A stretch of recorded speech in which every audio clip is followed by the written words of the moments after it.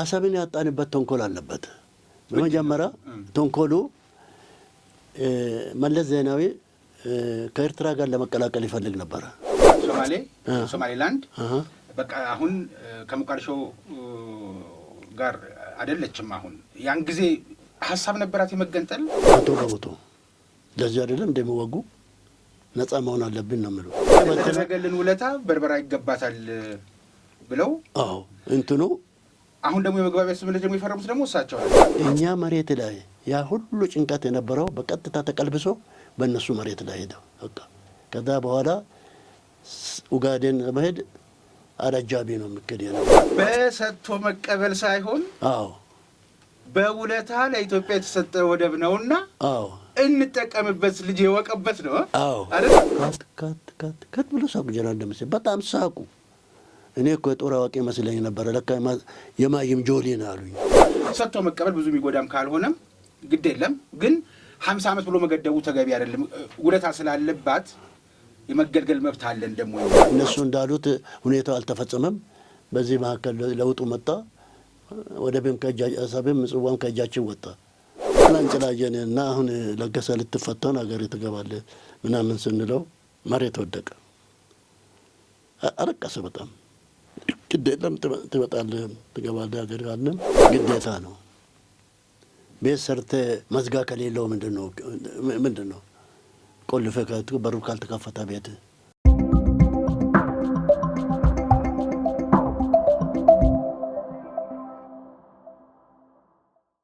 ጤና ይስጥልኝ ይህ በሐቅና ሳቅ ሚዲያ ተዘጋጅቶ ወደ እናንተ የሚደርሰው የፌርማታ እንግዳ መርሃ ግብራችን ነው በዛሬው የፌርማታ መርሃ ግብር ለየት ያለ እንግዳ ከጥብቅና ትልቅ ሚስጥር ጋር ይዤላችሁ ቀርቤያለሁ በአዋሽ ነው ድንበሬ ብሎ በአምባገነንነት ኢትዮጵያን ለመውረር ተመኝቶ የነበረው መመኘት ብቻም ሳይሆን ሞክሮትም የነበረው ዚያድ ባሬ በተባበረ ኢትዮጵያውያን ክንድ ተደቆሶ መመለሱን በካራማራ ድልም መጎናጸፋችንን ብዙ ጊዜ በተለያየ አጋጣሚ እናነሳዋለን በተለይ የካቲት 23 በመጣ ቁጥር ይህንን የካራማራ ድል እናነሳለን እንዘክራለን ዛሬ ግን የዚህን ግልባጭ የማሸነፋችን ሚስጥር አንዱ አካል ከነበረው እስከ ዛሬ ድረስ ያልተነገረ እንዴት የሶማሌን ወራሪ ኃይል ልናሸንፍ እንደቻለን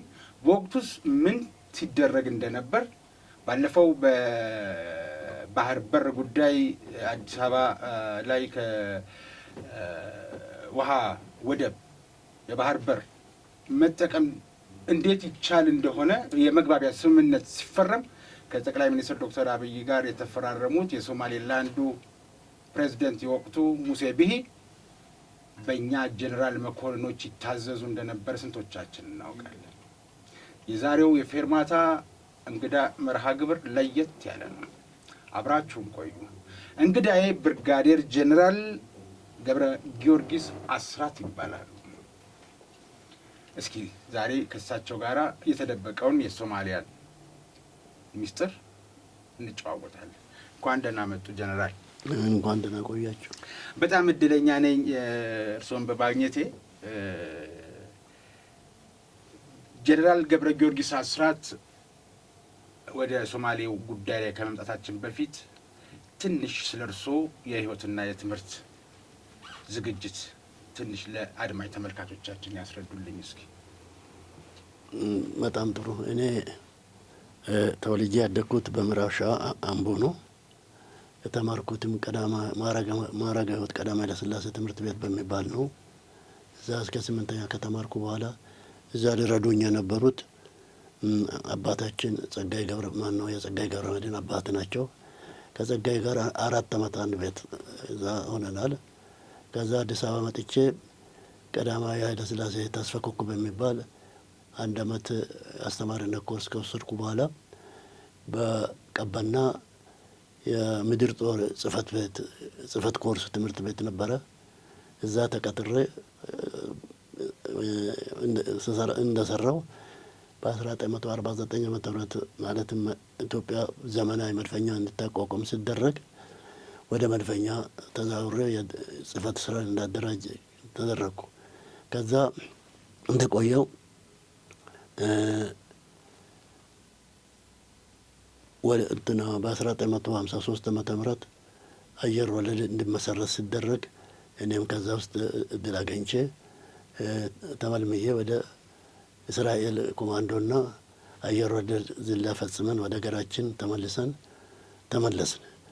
ከዛ በህዳር 23 ቀን ቦሌ አሁን ኢንተርናሽናል የሆነው አውሮፕላን ማረፊያ ከሳር በስተቀር ምንም ፍጥረት የሌለበትም እና በዚህ በሩዋንዳ ኤምባሲ በኩል የእንጨት ድልድል ተሰርቶ ጃንሆይ በዛ በኩል ተሻግሮ የእኛን ዝላ ተመልክቶ ዝላችንን ከጨረስን በኋላ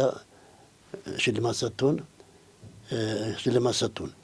በዚህን ጊዜ ህዝቡ እንደ ሰውን የሚወልድ አውሮፕላን መጣ ብሎ በጣም አድናቆቸውን በጣም ያቀርቡልን ነበረ። ከዛ ተመልሰን ደብረ ዘይት አሁን ደብረ ዘይት አየር ወለድ ያለበት ኮንሰንት እንትን ቤት ነበረ። እዛ መሰረት በዛ ላይ እንዳለው በወሮ እኔ መከላከያ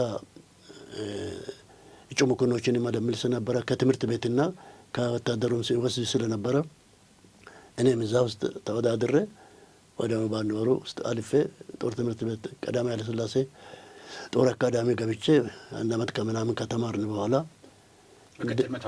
ምክትል መቶ አለቃ ሆኜ ወጣሁ። እንደገና ጀነራል አማን አንዱም ወደ እኔ ክፍል የተደለደሉት 52 መኮንኖች አየር ወለድ ገብቶ መማር አለባቸው እንጂ ኮማንዶና አየር ወለድ መማር አለባቸው እንጂ እንዳይመጡ አሉ። አስፈቅዶ እዛ እንደገና እኔ እድል አገኝቼ ወደ ክፍሌ እዛ ሄጄም ዝላውንም ኮማንዶንም ፈጸምኩ። ከዛ እንደጨረስን 3ኛ ክፍለ ጦር ጠቅላይ ሰፈር ደረስን። እዛ እንደደረስንም ወደ ሌላ ቦታ አልደለደሉም። ለ6 ወር 3ኛ ክፍለ ጦር እስራኤሎች የሚያሰለጥኑት አለ የመቶ መሪነትና ሻምበል ማጠናከሪያ ኮርስ ለ6 ወር ወሰን። እዛ ከወሰን በኋላ 5ኛ ኮማንዶ ሻለቃ እና ሌሎች መድፈኛውም ታንኮችም ተደርበው ከሀረር እስከ ተጎጫሌ ድረስ በእግር ሌትና ቀን ተራ ወታደር ሆነን የተዋጋን 100 መሪ 10 አለቃ የጓድ መሪም የሆነ የተፈራረቅ ነገሩን ፈጽመን ከተመለስን በኋላ ድልድል ተደረገ። ሲደረስ መድፈኛ ደረሰኝ። እኔ መድፈኛ እዛ ተመደብኩ። እንደተመደብኩ ሁለተኛ ባትሪ የቅየሳ መኮንን ተብዬ ተመደብኩ። ወዲያው እንደቆየሁ እንደገና ትምህርት ቤት እንደተደረገ መድፈኛ ሞርተርትና መድፈኛ ትምህርት እንደገና እዛም ተምሬ ተመልሼ እንደቆየሁ አሁንም ደግሞ ሎጂስቲክ ትምህርት መማር አለብኝ አሉ። ሎጂስቲክ ትምህርት ተማር። አዎ ሎጂስቲክ ትምህርት ቤት ከፈጸምኩ በኋላ ከዛ ተመልሼ የድርጅት መኮንን ሆኜ የባትሪ አገልግሎት ባትሪ አዛዥና የድርጅት መኮንን ሆኜ ሰራው። ከዛ ብዙ ሰራው መዳወጥ ስላለብን 2 ዓመት ከሰራው በኋላ ከዛ ወጥቼ ሻምበል አዛዥ ከመሆኔ በፊት እንደገና መድፈኛ አዲስ አበባ ለ6 ወር ኮርስ ወስደን ለዛ ለአዛዥነት ወይም ለባትሪ አዛዥነት የሚያውቃኝ ኮርስ ካለፍኩ በኋላ ተመልሼ የባትሪ አዛዥ ሆንኩ። ባትሪ አዛዥ ሆኜ ተመድቤ በየአመቱ ውድድር ይደረጋል በአራቱም ክፍለ ጦሮች መካከል መድፈኞች ጋር እና የኔ ባትሪ 3ኛ አመቱ ነበረ። የኔ ባትሪ ከአራቱም አንደኛ በመውጣት 98.7 በማምጣት ለ3ኛ ጊዜ ዋንጫውን የኔ ባትሪ አስቀርተዋል። በጣም ነው ደስ የሚለኝ። ከዛ ትንሽ እንደቆየን ከዛ እንደገና መቦዝ አለበት ይሄ የተማሩ መኮንኖች የተከማቹበት ሻለቃ ነው ብሎ ግማሹን ወደ አድግራት፣ ግማሹን ጅማ፣ ግማሹንም እዚህ አዲስ አበባ ሲበትኑ እኔ ጅማ ደረሰኝ። ጅማን ሳልሄድ በመካከሉ አየር መቃወሚያ አዛዥ ተመድቤ ድሬዳዋ፣ ከድሬዳዋ አየር መቃወሚያ 2ኛ አየር መቃወሚያ ይዤ ጎዴ ሄድኩ። ጎዴ ከ64 እስከ 68 እዛ ቆየው። ከዛ ጦሬም ልጄ እንደገና ተመልሼ ደብረ ዘይት የአየር መከላከል እዛ ላይ እንዳለው ጦርነቱ ተነሳ።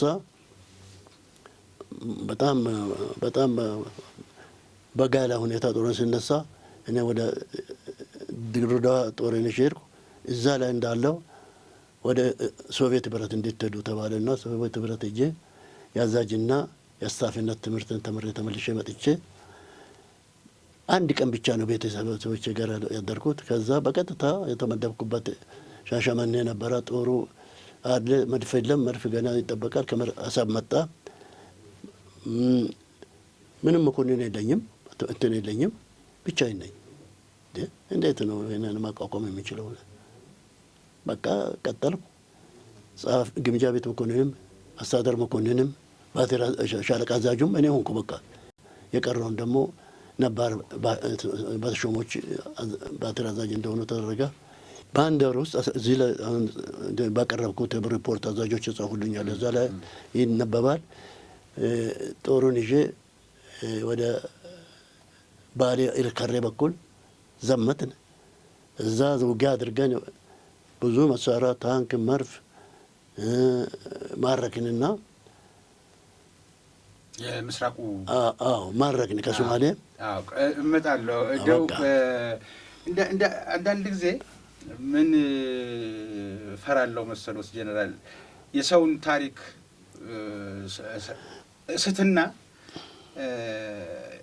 ያልተገባ ትርጉም እንዳላሰጥ ራሱ እንዲነግሩኝ ብዬ ነው። የት እንደተማሩ የት ታሪኩን እርሱ በአንድ በቶት እንዲያስቀድሙልኝ ፈልጌ ነው የጠየቅኩት። የተወደዳችሁ ተመልካቾቻችን ብርጋዴር ጀነራል ገብረ ጊዮርጊስ አስራት ጋር የምናደርገው የፌርማታ እንግዳ መርሃ ግብራችን እንደቀጠለ ነው። አሁን እንግዲህ የተማሩበትንና እንዴት ወደ ጦሩ እንደተቀላቀሉ የእሳቸው ባንደበታቸው የተናገሩትን አስመሩልኝና ወደ ዋናው ነጥባችን እንገባለን። የተደበቀው የአሸናፊነት ሚስጥር እንግዲህ ድንገት ነው አዋሽ ነው ድንበሬ ብሎ ዚያድ ባሬ ወረራ የፈጸመውና በወቅቱ የእናት ሀገር ተደፍራለች፣ ተነስ ታጠቅ ዝመት ብለው ጓድ ፕሬዚደንት ቴሌቪዥን ሲናገሩ ወደ 300 ሺህ የሚጠጋ ሰው ደጀን ጨምሮ ማለት ነው መጣ። ግን እስኪ አሸንፈናል፣ ያን ወደ ኋላ የምንመለስበት ነገር አይደለም፣ የተጻፈ ነገር ነው። ግን ያልተነገረ ታሪክ አለው። የጦርነቱ ጠባይ ይባላል። በተለይ በእርሶ መሪነት የተፈጸመ ነገር እንዳለ ሰምቻለሁ። የሃኛው ክፍለ ጦር አዛዥ ነበሩ እዛ። ምንድን ነው እስኪ የተደበቀው የአሸናፊነት ሚስጥራችን? እስኪ ንገሩ። የአሸናፊነት ሚስጥራችን የሰራዊቱ እና የህዝቡ የሀገር ፍቅር አንድነት ነው። እሺ። እና ሀገሩን የሚወድ ሰው ሁሉ ጊዜ አሸናፊ ነው። በዚህ ምክንያት ነው እኛ ሀገራችን አናስነካም ብለን የአድዋን ድል መድገም አለን በሚል ስሜቱ በውስጡ የተከማቸው ሰራዊት ለምንም አይሳሳም። በዚህ ምክንያት ውጊያውን መክተን ድል አድርገናል። ተቋሚ አደራጅታችሁ ነበር? ተቋሚ አደራጅታችሁ ነበር? የሶማሌ መንግስት የሚቃወም የዚያድ ባሬ መንግስት የሚቃወም? አዎ። በኋላ ምን መሰለህ፣ ከሀረር ተነስቶ ቀብሪ ዳር ጓድ ፕሬዚደንት የማያውቁት ነው አይደለም? አያውቁትም። ይሄንን የቱን አደረጃጀቱን ያውቁታል? ያውቃቷል። በጣም ነው በሳቸው የሚደገፍ ነው። እሺ። እና ምን መሰለህ፣ ይሄ ከጅጅጋ ተነስቶ ወይም ከሀረር ተነስቶ በክፍለ ጦር አዛዥነት እየታጀበ ቀብሪ ዳር ደርሶ ለመውጣት ወይም ደግሞ ወደ ለጦሩ ቀለብ ለሲቪሉ ደርሶ ለመውጣት 2 ወር ይፈጅ ነበረ። በጣም አስቸጋሪ ጊዜ ነበረ እና ጎሬላው ውስጥ ገብቶ በሻዕቢያም እየተደገፈ እንትን ችግር ይፈጠር ነበረ። ታዲያ ይሄን ችግር እንዴት ነው የምንቀለብሰው የሚለው ስታሰብ የሳይድ ባሬ ጸረ ሳይድ ባሬ ማቋቋም አለብን የሚል ተፈጠረ። እነዚህ ኤስኤንኤም እና ኤስዲኤፍ ተቋቋምን እና በቀጥታ በእኛ በማን ነበር የሚመሩት? ኤስኤንኤም እና ኤስዲኤፍ? ኤስኤንኤም እኔ ነኝ የምመራው። ኤስዲኤፍ መጀመሪያ እና ጀረናል ማን ነው ጀረናል በህይወት የሉም ሞተዋል። ጀረናል ክንፍ ገብረ መስቀል ነበሩ እና ከዛ በዛ በኩል ያለው ትንሽ ፌል አደረገ። ፌል ሲያደርግ እዛ ሞቃዲሾ ግንባር ጀራን ፋራዲድ እኛንም ኤስኤንንም እንትና ጀራን ገብረ ጊዮርጊስ ያስተባበሩን በሚል ፋራዲድም በእኛ ስር ገቡ። ከአርጌሳ ታንክ መርፍ ምን የታጠቁ የዛ ዩጋዴን እንትኖች እየከዱ ወደኛ ሲመጡ እያከማቸን ደሱ ቀብር ዳር እንልካለን። ከዛ ቀብር ዳር ስንልክ እነሱ ወደ ፍርፍር ላይ ተማጭቶ ውጊያውን ተፈጣውን ያደርጋሉ። በባሬ በኩልም እሰንም ቤዝ ነበረው። በዛ በኩልም ይደረግ ነበረ። እኛ መሬት ላይ ያ ሁሉ ጭንቀት የነበረው በቀጥታ ተቀልብሶ በእነሱ መሬት ላይ ሄደ። በቃ ከዛ በኋላ ኡጋዴን ለመሄድ አረጃቢ ነው የሚከድ የነበረው እና ፋታ ያገኛን። እኛም ነገሩን ገፋንበት። ሰይድ ባሬ መንግስት መወገድ አለበት የሚል ዓላማ ይዘን ስለተነሳን እስከ መጨረሻው የሆነቱም ተወግዷል። እና ይሄንን በኋላ ናይጄሪያ ሄደው ሞቱ እሳቸው። አዎ ሄደው ሞቱ። ይሄንን እቅድ በደንብ አዘጋጅቼ ምን ብዬ አስተባብሬ ውጊያውን የመራሁት እኔ ነኝ። እስኪ እንደባኮትን እሱን ያስረዱልኝ ለተመልካችና ለአድማጭ። ሙሴ ቢሂ አሁን የሶማሌላንድ ፕሬዚደንት ነበሩ። አሁን በምርጫ አሁን ያስረከቡ እንጂ ከኢትዮጵያ ጋር በወደቡ ጉዳይ ተፈራሩ። በሰጥቶ መቀበል መግባቢያ ስምምነት ሲደረግ የፈረሙት ሰው ፕሬዚደንት ሆነው ያን ጊዜ እርስዎ ያዟቸው ነበር። እስኪ እንደው ያንን የቅዱን የጦር ቅዱን እስኪ ምን መሰለህ፣ በየጊዜው ቤዝችን ጅጅጋና ደጋቡር እና ማሰልጠኛው አዋሬ እና ጋሻሞ ነበረ። እነዚህ መሪዎች በጣም ዲሲፕሊንድ ናቸው። በትእዛዝ ነው። ድሬዳዋ ደግሞ ቤዝ አላቸው። እዛ ሄዳሉ። የምደረገውን ነገር ሁሉ አብረን ነው እንትንም እቅድ እናወጣለን። በእቅድ መሰረት ደፈጣ፣ ሰርጎ ገብ እየገባን እየመታን ሰይድ ባሬን እናደክም ነበረ። ከዛ ለምሳሌ ያ መስከረም 5/78 ተማረከው መርፉን፣ ታንኩ፣ ምን ሁሉ መሳሪያ የበላይ አስፈቅደን እነሱ እንዲታጠቁ አደረግን። ያንን ከታጠቁ በኋላ በጣም ሞራል አገኙ። ራሳቸው በየጊዜው የሶማሌን ጦር እየደመሰሱ ምን እያሉ እየበረቱ ሄዱ፣ እየተጠናከሩ ሄዱ እና በዚህ መካከል እየተጠናከሩ ሲሄዱ ሰይድ ባሬ እንግዲህ ከኢትዮጵያ ጋር ስምምነት ማድረግ አለብኝ የሚል ነበረ እዚህ እና እዚህ መጥቶ ስምምነት ተጠርተው ነበር በፕሬዝዳንት መንግስቱ። በዛን ጊዜ ጉብኝት መጡ።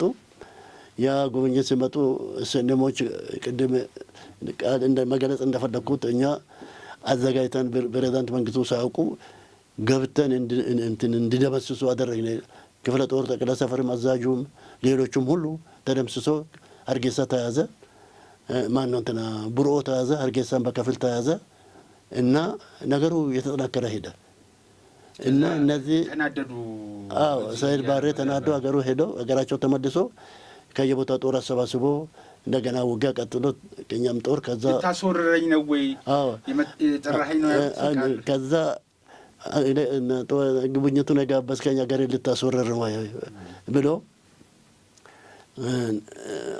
ጉብኝቱን አቋርጦ ሀገራቸው ተመልሶ ጦር አሰባስቦ መጥቶ እንደገና ውጊያ አድርጎ ወደኛ ጠረፍ አስወጡ። ይህንን ካስወጡ በኋላ የጀነራል ሰይድ ባሬ አማች ጀነራል ሞርጋን በአዛዥነት ተመድበው መጥቶ ጦሩን ሰብስበው ሲያናግሩ ኢትዮጵያ ይህንን የፈለገችው በሰሜኑ በኩል ችግር ስላለባት ነው እንጂ ወዳ አይደለም እና አሁን እኛ ወደ ወሰናቸው ገብተን የኤስኤን ቤዝ ያለበትን ማድረቅ አለብን፣ መደምሰስ አለብን ብሎ ለጦሩ ንግግር አድርጎ ጦሩን ቅስቀሳ አደረጉ። ውጊያውንም እኛ ውጊያ ለመክፈት ሲዘጋጁ እኛ መረጃ ደረሰን። መረጃ ሲደርሰን በዛ ባለበት አንጥፈን ጠበቅናቸው፣ በደንብ ጠበቅናቸው። መጡ። ኦልሞስት ወደ 5 ሰዓት የፈጀው ውጊያ ነው ያደረግነው። ውጊያ አድርገን መጨረሻ ላይ በእኛ ድል አድራጊነት ውጊያው ተፈጸመ። እዛ ውስጥ ውጊያው ሲፈጸም ቪዲዮ ካሜራ የተቀረጸበት ተማረከ። ይዘው ሲነበረው እና የእነሱ ቅስቀሳ ያደረጉበትና ለዚህ እውነት ለሰላም እንዳልቆሙ ሲታወቅ ያ ቪዲዮ ካሜራ ወደ በላይ ተላከ። አይ እንግዲህ እርዳታው ይቀጥል፣ ከዚህ በፊት ያቆምነው ሁሉ ይቀጥል ብለው በእነ ሙሴ ቢሂ አቅጣጫ የሚሰጠው እርዳታ ማለት ነው። ይቀጥል፣ ለሁሉም አቅጣጫ ይሰጣሉ። ቀጥለን እየተዘጋጀን ልምምድ እያደረግን አሁን የመጨረሻ ውጊያ የተባበረ ማለት ውጊያ ከአንድ ማዕከል በሚሰጥ ትእዛዝ መረዳዳት በማይችሉት ሁኔታ በሞቃዲሾ ግንባርና በሶማሌላንድ ግንባር ውጊያ እንዲከፈት አደረግን። ውጊያው ተጀመረ። ከቡሮ የተነሳው ኮሎኔል መሐመድ ሚሬ በርበራን እንዲይዝ ነበረ። በርበራን በ3 ቀን ውስጥ ተያዘ። የዛ በኩል ያለው አለቃ። ከዛ በኋላ ጀነራል ፋራይድ ደግሞ ከፍርፍር ተነስቶ በአፍጎያ አድርጎ በለዳይን ወደ ውስጥ አድርጎ ጋልካዮንና ጋልካዮንም በዘጌ ክስማዮን በዘጌ አድርጎ ሀርጌሳን ሞቃዲሾን እንዲይዝ ነበረ። ተያዘ። ከተያዘ በኋላ እነሱም ድል አድራጊነታቸውን አወጁ። ሰይድ ባሬም ከዛ ሀገር ወጥቶ በናይጄሪያ ህይወታቸው አለፈ እና እኔ ይመስላል እንግዲህ ሰሜን ሶማሌላንድ በቃ አሁን ከሞቃዲሾ ጋር አይደለችም። አሁን ያን ጊዜ ሀሳብ ነበራት የመገንጠል 100%። ለዚህ አይደለም እንደሚወጉ ነፃ መሆን አለብን ነው የሚለው። እኛ ድሮ ቀደም ብለን ነፃነታችን ያገኛል እኛ ነን። እኛ ወደ ኢትዮጵያ እንሂድ ስል ጠቅላይ ሚኒስትር ማን ነው ሳቅ ነው ማን ነው እንትን ያኔ ጠቅላይ ሚኒስትር የነበረው በቀጥታ ወደ ኢትዮጵያ ሊሄዱ ነው ብሎ እንትን ብሎ ወደዛ ቀላቀሉን እንጂ እኛ ከነሱ በፊት ነፃነታችን ያገኘን ስለሆነ ምናችንም ቅርበታችንም ጉርብትናችንም ከኢትዮጵያ ጋር ስለሆነ እኛ ኢትዮጵያ ነች የምትመቸን፣ እኛ ከኢትዮጵያ ጋር መሆን ነው የምንፈልገው የሚል ስሜት ነው ያላቸው። እንግዲህ ያን ጊዜ እነ ሙሴ ቢሂን ረድታቸው አግዘዋል። የራሳቸውን ትልቅ አስተዋጽኦ ነው፣ የሚናቅ አስተዋጽኦ አይደለም ያደረጉት። ለራሳቸውም ነፃነትም ቢሆን ግን ስለ እኛ ያን ጊዜ የምጽዋም አሰብም በእጃችን ስለነበረ የውሃ ጉዳይ ብርቃችን ላይሆን ይችላል። እንደው ግን ስለ በርበራ ወይም ስለ ወደቡ ምን ሀሳብ ነበራቸው የዛን ጊዜ? ምን መሰለህ አሰብና ምጽዋ እኛ ስለነበረ ይሄን ትኩረት እኛ መንግስት አልሰጠም። በዚህ ምክንያት ትኩረት አልሰጠም እና ያ እነሱ እንዳሉት ሁኔታው አልተፈጸመም። በዚህ መካከል ለውጡ መጣ። ወደብም አሰብም ምጽዋም ከእጃችን ወጣ። አሁን ዞራው እንትን በጠቅላላው ሲዘጋብን እንግዲህ ሰርቶ መቀበል የሚለውን የጀመርነውን እዛ ሰርቶ መቀበል ለ50 ዓመት የሚለው ሲነሳ እንዴ ምን 50 ዓመት ምን አመጣ? እነሱ እኮ የዕድሜ ልክ የኢትዮጵያ ወደብ መሆን አለበት ብሎ ከዚህ በፊት ውል ላይ ነበርን። ስለዚህ መሆን ያለበት የዕድሜ ልክ የኢትዮጵያ ነጻ ወደብ መሆን አለበት የሚል እኔም እሱ ሰሌት ነው የሚገኘው ምን ብለዋል። እነሱ ቃል ገብተው ነበር። ይሄ እንትን በእንጥልጥል ነው የቀረው ሳይፈረም ሀሳቡ ተነስቶ ነበር። አዎ እና ከዛ በኋላ እኔ ይህንን ስለማወቅ እንደ የምን 50 ዓመቱ ነው እድሜ ልክ ብለዋል ብዬ ጽፌ በክቡር ታዬ አጽቀሥላሴ ጦር ኃይሎች ሆስፒታል ተገናኝተን ያንን ደብዳቤ ለእሳቸው ሰጠው። ያኔ ውጭ ጉዳይ ሚኒስቴር ነበሩ እና እሳቸው በእርግጠኝነት ለጠቅላይ ሚኒስቴሩ ሰጥተዋል። ይህንን ግልጽ እንዲሆንለት ምክንያቱም አሁን በእርሶ እድሜ ያሉ አባቶች እና እናቶች ብቻ ሳይሆኑ ታዳጊውም ትውልድ ወጣቱም እያየ ስለሆነ የውሃ ነገር እንደው ዝም ብሎ በኩባያ ተቀርቶ የሚጠጣ ብቻ አድርጎ የሚያስበው እኮ የዋህ ሊኖር ይችላል። ስለዚህ በደንብ ያብራሩልኝ እስኪ ጀነራል ካላስቸገርኩት። ምንድን ነው እዛ ደብዳቤው ላይ ያለው ጽንሰ ሀሳብ? እዛ ደብዳቤ ላይ ያለው ጽንሰ ሀሳብ ኢትዮጵያ ወደብ ማግኘት አለበት ነው። ያን ጊዜ አልነበረን አይደለም ወይ? በአሰብም እነሱ ናቸው ያቀረቡት። እኛ ለምሳሌ ኢትዮጵያ ባላችልን ውለታ መክፈል ስለማንችል ትግላችን ግቡን ቢመታ መክፈል የምንችለው የበርበራ ወደብ በነፃ መስጠት ነው የሚል ነው። ይሄ ነው። ነገር ግን ኢትዮጵያ ትኩረት አልሰጣችም። አሰብም ምጽዋም በእኛ እጅ ላይ ነው እና የሰውም ትተርፍ ነበር እንኳን ለራሷ። አዎ እና በዚህ ምክንያት ነው እንጂ ነገሩ ክብደት ሳይሰጠው ቀርቶ አይደለም፣ ትንሽ ችላ ባይነት ነበረ። ሰጥቶ መቀበል ሳይሆን ያን ጊዜ የተገባ ቃል አለና ቃሏን ትጠብቅ።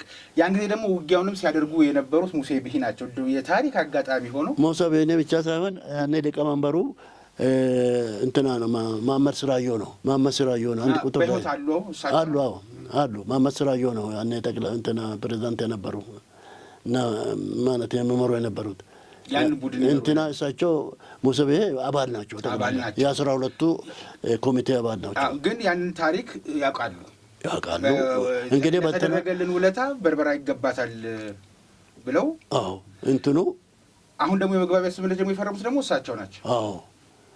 እና ኮሎኔል መሐመድ አስካር ነው ነገሩን ያመላልሰው ነበሩ። ኮሎኔል መሐመድ አስካር በደንብ ይህንን ማስረዳት ይችላሉ።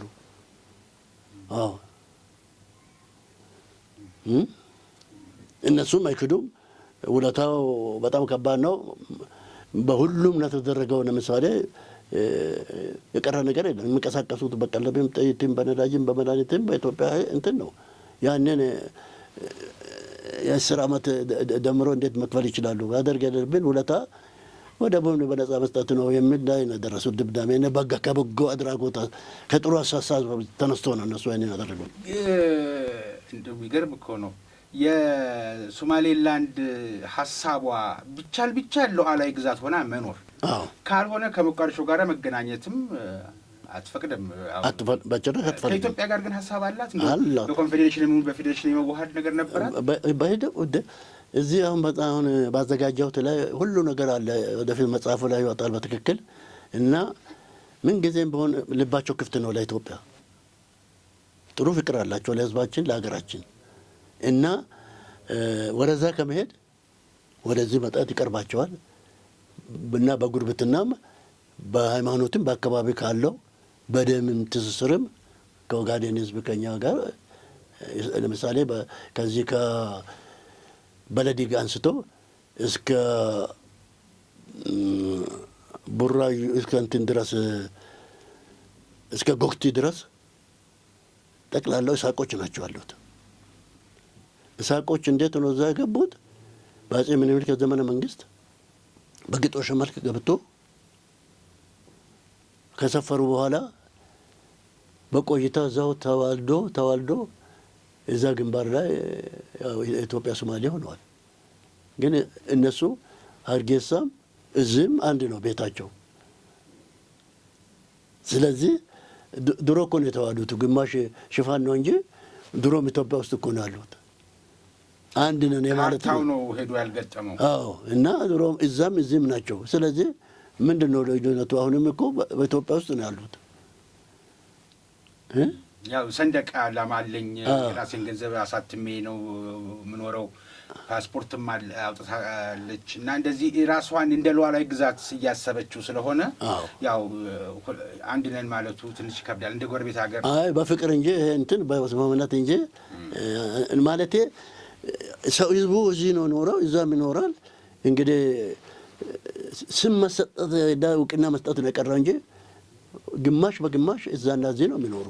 የመዋሃድ ፍላጎትማ ካላት እውቅና መስጠቱ በዘግየቱም ጥሩ ነበር ማለት ነው። በመንግስት በኩል እውቅና ከሰጠ እንደ ሀገር ከምትቆጠር መዋሃዱን ከሆነ የሚሻለው መንግስት በዘግየቱ ትክክል ነበር ማለት ነው። ችግር ያስከትላል ተብሎ ነው አሁን እንግዲህ እውቅና መስጠቱም ደግሞ ከታች እነዚህ እነ ግብጽ እነ ኤርትራ እንዴት ሀገር ታስወስዳለህ የሚል ለእኛ በጎ የማያስቡት ያንን ፕሬዚዳንት ቀስቅሶ ወደ መጥፎ ሁኔታ እንዳንገባ ለጊዜው ጋብ ያደረገው እና ወደ ውይይት የገቡትም በዚህ ምክንያት ነው።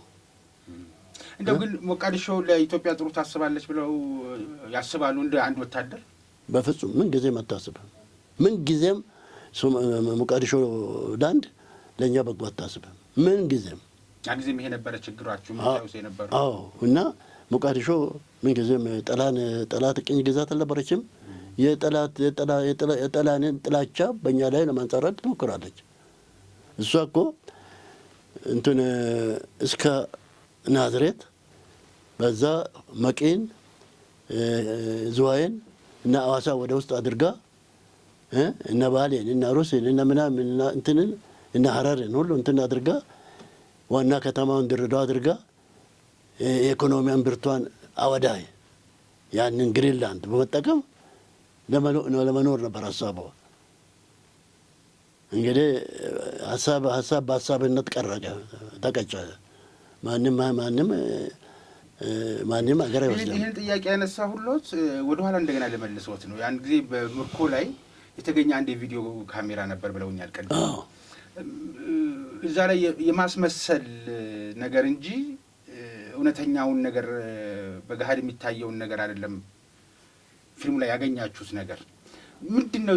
ስለሱ ነገር እስኪ በዛውም ባህሪዋን ሶማሊያውንን ባህሪ ያስረዳልኝ ይችላል። እና ምንድን ነው የተገኘው ፊልሙ ላይ ዋናው ነገር? ፊልሙ እዛ ላይ ያለው ጦሩን ቀስቅሶ ኤስኤንኤምን ከዛ መደምሰስና አገራቸውን እንትን ካደረጉ በኋላ አሁንም ከኢትዮጵያ ጋር ያለው የደፈጣ ውጊያ የምኑም በሀገራችን ላይ እንዲቀጥል ለማድረግ የፈለጉት ነው። ሰላም ለመንሳት ነው። እነሱ ተቋሚ ለማዘናጋት የተጠቀሙበት ነበር። እነሱን ለመደምሰስ ነው ሀሳቡ። እሱን ደምስሰን ወደፊት እንትን ከተረጋጋም በኋላ ደፈጣ ውጊያችን እንጀምራለን ነው። እንግዲህ ሌላው የተደበቀው ሚስጥር ብለን ለተመልካቾችም የተናገርኩት በሲቪሉ በደህንነት በኩል እዚህ ጋር የሚሰራ አለ። የዛን ጊዜ የነበሩት የሞቃዲሾ አምባሳደር የነበሩት አምባሳደር አስማማው ቀለሙ እንደ ዶክተር ተሻለ ሰብሮ እነሱ በሲቪሉ በኩል የሚሰሩት ስራ አለ፣ የደህንነቱን የመረጃውን ስራ። እንደገና ደግሞ እናንተ በዚህ በኩል የወታደሩ እርሶ በተለይ የ20ኛው ክፍለ ጦር አዛዥ በነበሩ ግንባሩ አዛዥ ነበር። እሱን ተጠቅማችሁ ደግሞ ወታደሩ ደግሞ እዚህ ጋር የሚሰራው ስራ ነበረና ምናበባችሁን እስኪ መረጃ እንለዋወጣለን። መረጃ በደንብ እንለዋወጣለን። ቀለማ በደንብ ነው ስለ ሶማሌ እንቅስቃሴ ስለምን መረጃ ይመግቡናል። ጋዜጠኛ ሆነው ነው የገቡታል። ሰላይ ሆነው እሳቸው አምባሳደር ከመሆናቸው በፊት እሱን አላውቅም። እና ግን ጥሩ የመረጃ ሰው ናቸው እና ጥሩ አገር ወዳድ ናቸው። እና የሚገርም ነገር ያኔ እስረኛ ልውውጥ ጊዜ ያው እሳቸው አምባሳደር ነበሩ። እኛ ሞቃዲሾ ሄደን እንትን ከተነጋገርን በኋላ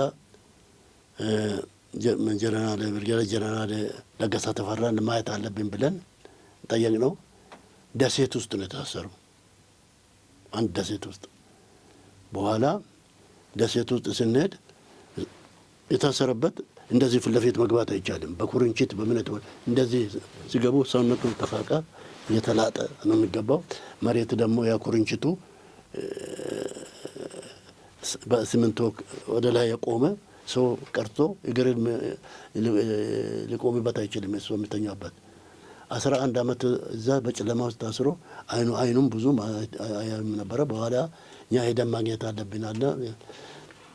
ጭላንጭላየን እና አሁን ለገሰ ልትፈታውን ሀገር ትገባለህ ምናምን ስንለው መሬት ወደቀ። አለቀሰ በጣም። ግድ የለም ትመጣለህ ትገባለህ ሀገር አለን። ከዛ ያው አንዲት ደግሞ ወይዘሮ ንግስት ከሙስታይድ የተወሰዱ ባለ ሆቴል ነበሩ። ሀገር አሁን ልትገቡ ነው እንግዲህ ወይዘሮ ንግስት ይዘጋጁ ምናምን አላቸው። በኋላ በዛው ደንገጦ በደስታ ሞቱ። የሚገርም ነገር ነው፣ የሚያሳዝን። ከዛ ተመልሰን በሌላ ጊዜ ሞቃዲሾ እንደገና ከጀነራል መስፍን ጋር ገብረ ቃል ጋር ሞቃዲሾ ለሁለተኛ ጊዜ ለመሄድ ስንዘጋጅ ለጀነራል መስፍን ገብረ ቃል ስልክ ደውሎ ጀነራል ገብረ ጊዮርጊስና በራምበራስ ፈቀደ አገሬ እንዳይመጡ እነሱ ሊመርጁኝ ነው የሚመጡትና እንዳይመጡ፣ ከመጣችሁ በመጣችሁበት አውሮፕላን ተመለሳችሁ ነው የምትሄዱት ብሎኛል። እና ጥሩ። በራምበራስ ማን ናቸው? በራምበራስ ፈቀደ ለረጅም ጊዜ እና ከዚህም ሌላ ፕሬዚዳንት መንግስቱና ዛይድ ባሬ ኬንያ ላይ ይገናኛሉ። ሲገናኙ ጀነራል ፕሬዚዳንት መንግስቱ እኔም አንተም ሰላም ፈላጊ ነን፣ በእኔም በኩል በአንተም በኩል ጦረኛ መኮንኖች አሉ። በአንተ በኩል ጀነራል ጊዮርጊስ የሚባል ከሆርን ኦፍ አፍሪካ እስከ ሌክ አቤ ጅቡቲ ድረስ ያን ግንባር ዘላኖቻችን፣ ግመሎቻችን፣ ከብቶቻችንም ወታደሩም አስተዳደሩም ፓርቲያችን ጥሩ አድርገው ያውቃል። ለአንተ ጥሩ ነው፣ ጥሩ ህብረት አጥር ነው። ነገር ግን ለእኛ በጣም ጦረኛ ያለ ጦርነት የሚታየው የለምና እሱን ከዛ ብታነሳ የጀመርነው ሰላማችን ግቡን ይመታል ብሎ ለፕሬዝዳንት መንግስቱ ይናገራል። ፕሬዝዳንት መንግስቱ ስልክ ደውሉና ለጀነራል ደምሴ ቡልቶ ጀነራል ገብረ ጊዮርጊስን እነዚህ ሰዎች ጠምዘውታል፣ ኡጋዴን ሲሄድ አረጃለሁ ይበል፣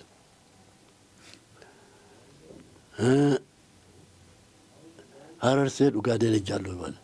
በ2 ሰዓት ይገባ እንደሆን ወይም 1 ሰዓት ተኩል ወይም 2 ሰዓት ተኩል ይግባ። ለብሶ የገባውን ለብሶ አይውጣ፣ ራሱን ይቀያየር ማለት እና ከተማም ሲሄድ ራሱን ይጠብቅ ብሎ ይነግረዋል። በኋላ ጀነራል ደምሴ ጠሩኝና ሄድኩ። ወደ 5 ገደማ ነው። እዛ መጥቻለሁ ብዬ ሪፖርት ሳደርግ ቆይ ምሳ በልተን ነው የምንናገረው አሉን። ምናልባት ሳልነግርህ ቢቀር ለምን አልነገርክም እንዳልባል ነው እና ብሎ አሁን የተናገርኩትን መድገም አልፈልግም። አሁን በዝርዝር የነገርኩን ነገሩኝ። እንዴ እኔ እኮ ጦር ካምፕ ነው የምኖረው፣ ስውርም ግልጽም ጥበቃ አለኝ። ከተማም ሲወጣ ጥበቃ አለኝ፣ በስውርም በግልጽም። ወደ ውጭም ሲወጣ ተጠናክሬ ነው የምወጣው። እሱ እንደጀመረ ይፍራኝ እንጂ እሱን አልፈራም።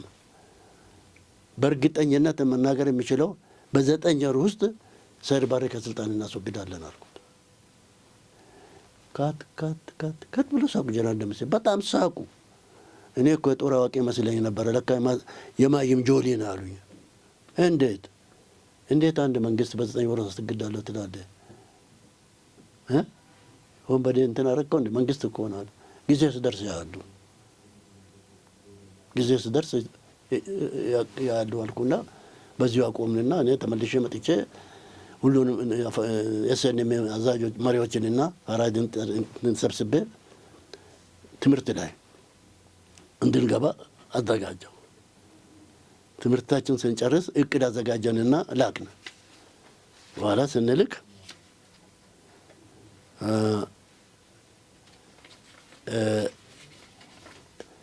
ለበላይ ላኩት። ፕሬዝዳንት መንግስቱ መጣሁ። እኔ ድሬዳዋ ቤተ መንግስት ድረስ አሉ። መጡ። የሰኔ መሪዎች አሉ፣ እንትኖች ጀነራሎችም የድሮ ጀነራሎች የሰኔ ውስጥ አሉ። ገለጻ አድርጉ፣ ምንድን ነው ሀሳባቸው አሉ። የሰኔ ጀነራሎችን ነው ጀነራል ጊዮርጊስ ነው እኛ መከላከያ አዛዥ እሱ ነው ግለጽ አሉ። ቻርቱን ወጣሁና አሁን ቅድም እንዴት እንደምናጠቃ ሞቃዲሾንና ሀርጌሳን እንዴት እንደምናጠቃ በዘጌና በምን በአንድነት ውጊያው በአንድ ማዕከል የሁለቱም እንደሚመራ አድርገን ያዘጋጀነው አቅም አለ።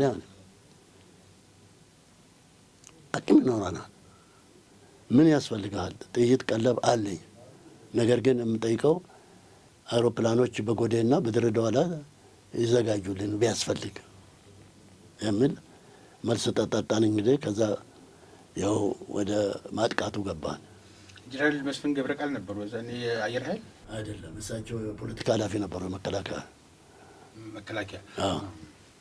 ስለ ጀነራል ደምሴ አንስተናልና ለእርሶ የተጻፈ አንድ ደብዳቤ አየሁ። ለጓድ ኮሎኔል ያን ጊዜ ኮሎኔል ነበሩ። አዎ፣ ለጓድ ኮሎኔል ገብረ ጊዮርጊስ አስራት የ20ኛው ክፍለ ጦር አዛዥ፣ ጉዳዩ ስለ ላቀ አገልግሎት ምስጋና። አንደኛ በአንደኛ አብዮታዊ ሰራዊት የ20ኛ ክፍለ ጦር አዛዥ ሆነው ከተመደቡበት ጊዜ ጀምሮ ያሳዩት ታታሪነት፣ ለተሰጡ ኃላፊነትና ለቆሙለት ዓላማ ያሉት ቆራጥ ታጋይነት፣ ለሚያዙት ክፍለ ጦር የሰጡት በአርአያነት የሚታይ አመራር አመርቂና ከፍተኛ ግምት የሚሰጠው ሆኖ ስላገኘሁት በዚሁ ጠንክረው እንዲቀጥሉም። ሁለተኛ የዚህ ግንባር አብዮታዊ ሰራዊት የግዳጅ መወጣት ችሎታው እያደገና እየጎለበተ የመጣው እርሶና እርሶን የመሳሰሉት መሪዎች በሰጡት ቆራጥ አመራር የስራ ችሎታና አርአያነት ጭምር ስለሆነ ይህ ለላቀ አገልግሎት የሚሰጥ የምስጋና ደብዳቤ እንዲደርሶትና በአገልግሎት ማህደሮም እንዲቀመጥ ተደርጓል። ሶስተኛ የስራ ፍሬ ለበለጠ እድገትና ኃላፊነት የሚያበቃው ስለሆነ ይበልጥ ጠንክረው እንዲሰሩ ይሁን። ደምሴ ቡልቶ ሜጀር ጀነራል የኢሰፓ ማዕከላዊ ኮሚቴ አንደኛ አባልና የአንደኛው አብዮታዊ ሰራዊት አዛዥ፣ ግልባጭ ለምድር ጦር ጠቅላይ መምሪያ አዲስ አበባ። ጀነራል ደምሴ ይህን ደብዳቤ ሰጥቶት? አዎ። ይሄ ብቻ ግን አይደለም፣ ማዕረግም ተሰጥቶታል እዛው። አዎ። እስኪ ስለ እሱ ደግሞ ይንገሩኝ። እንግዲህ ምን መሰለህ፣ እኔ ቀደም ብዬ ውርሶ በሚጎበኙበት ጊዜ ፕሬዚዳንት መንግስቱ እዛ ጀነራል ረታ ጎመራ ሲሾሙ ጀነራል ኮሬ ገብረ ጊዮርጊስና ሌሎች ለምን አልቀረቡም ብሎ ሲሉ የለም እኔ አንድ ላይ የሌሎቹንም ሰብስቤ አቀርባለሁ አቅርቤ እንዲሾሙልኝ አደርጋለሁ አሉ። በዚህ ምክንያት ያን ደስ ሳልሾም ቀረ። በኋላ ቆይቶ ያው እሳቸው በላኩት መሰረት ጀነራል ሆንኩ። 81 ነው እንደውም 81 ነው የሆንኩት። ደብዳቤው የመጣው 79 ነው ብዬ ነው። እኔ 81 ነው የሆንኩት። እንግዲህ ለየት ጨበቅ ስናደርገው እስካሁኑን በዚያድ ባሬ ወረራ በዚያድ ባሬ እብሪት የተነሳ ከውስጡ ነጻነት እንፈልጋለን ያሉ ተቃዋሚዎችን በገንዘብ ባይሆን በጦር መሳሪያ በሎጂስቲክስ አግዛችሁ ዚያድ ባሬ ከወደቀበት ምክንያቱ ከፈረጠጠበትም አንዱ ምክንያት እንዲሆን ሆኗል። ያንን የዛን አካባቢ የሶማሊያን ተቃዋሚ በተለይ ደግሞ የሶማሌላንድ ነጻነት ለማወጅ የቸኮሉ ወጣት መሪዎችን ይመሩ የነበሩት ደግሞ እርስዎ መሆኑ ነው የሚገርመው።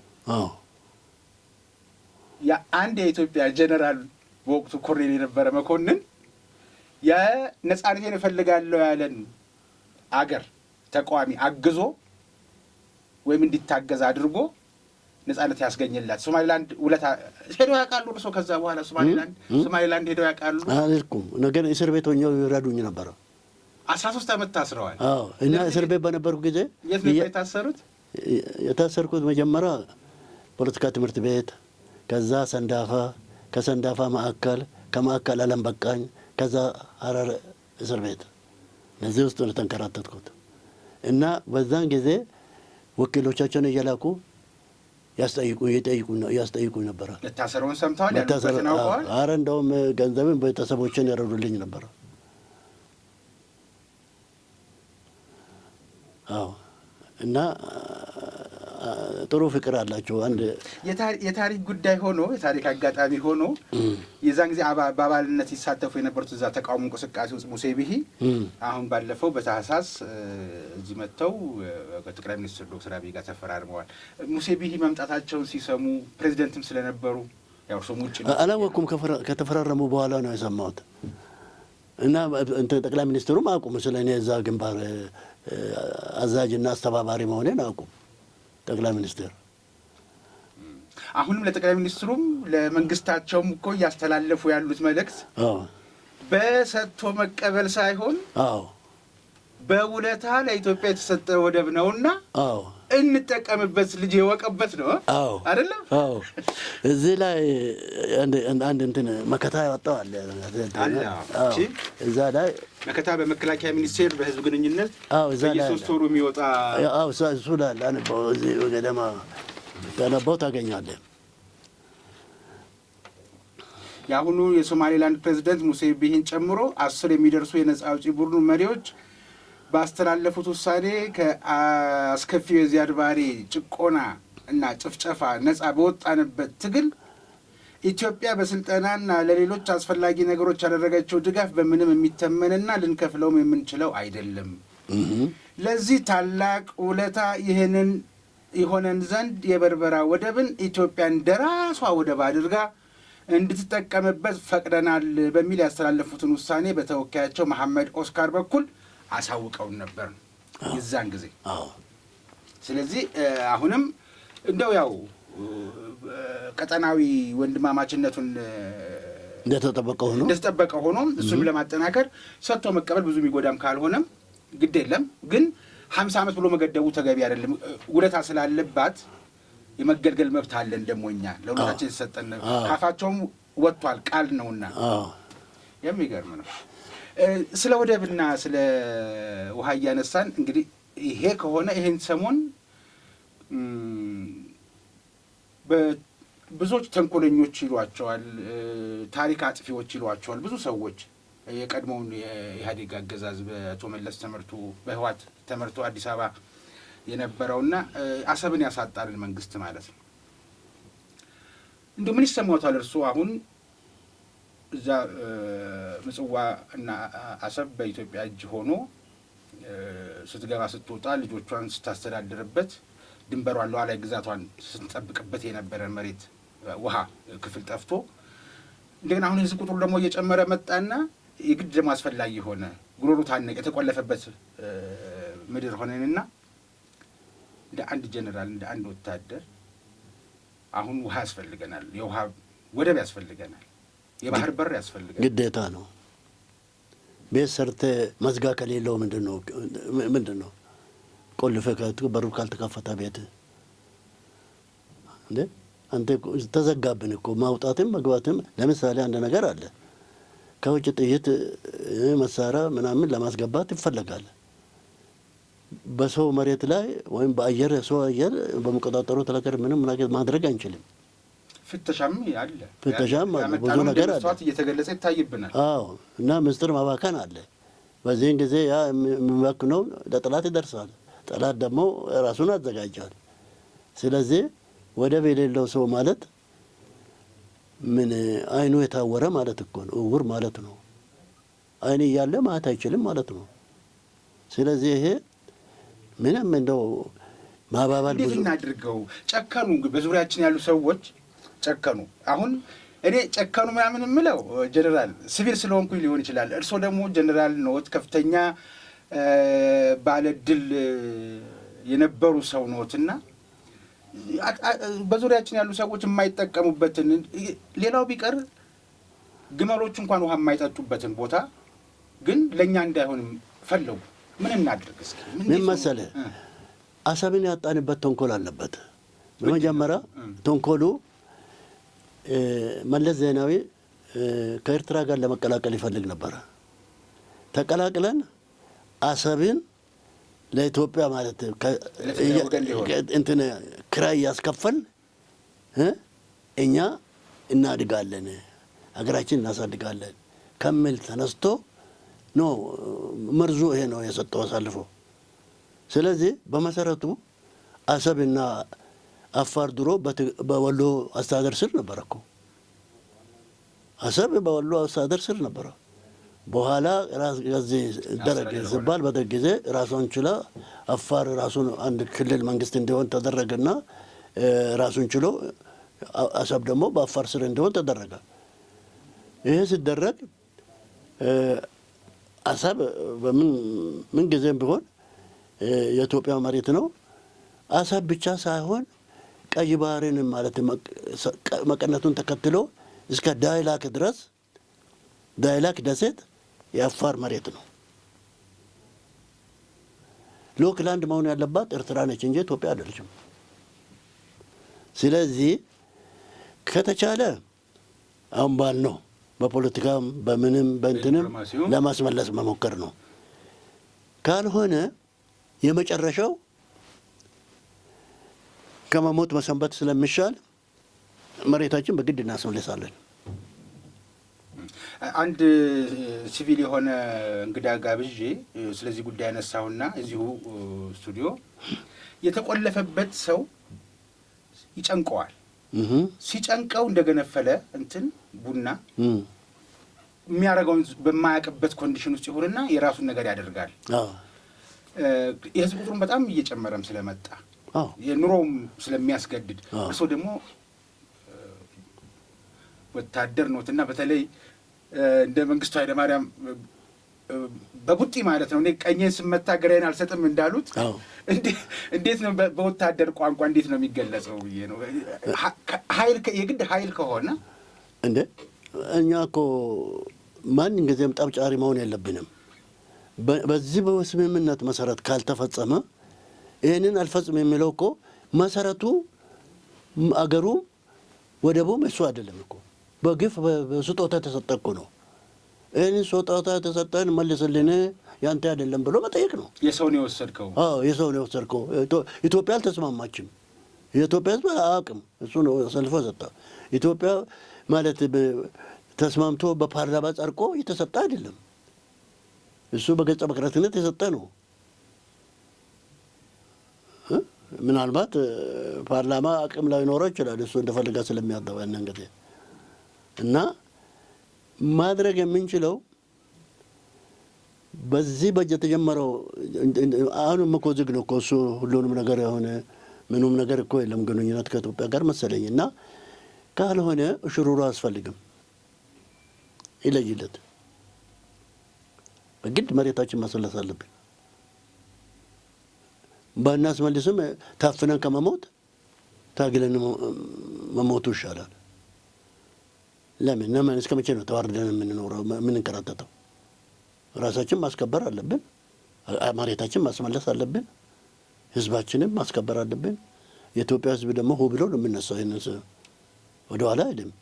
በግፍ የተወሰደ መሬት በመሆኑ ግፍ መሆኑን ያውቃል እና አገር አስረክቦ ኔጎሽዬሽን ሰጥቶ መቀበል የሚባል በሀገር ላይ ሰጥተን የራሳችን ጉቦ ሰጥተን እንደገና መለሱ።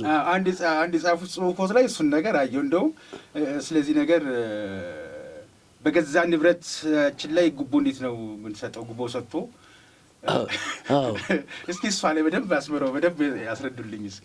እኔ እሱ ላይ ምንድን ነው ሰርቶ መቀበል ይላል።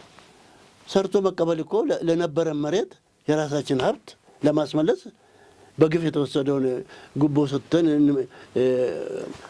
እንትና ሰርቶ መቀበል እንዴት ይሆናል?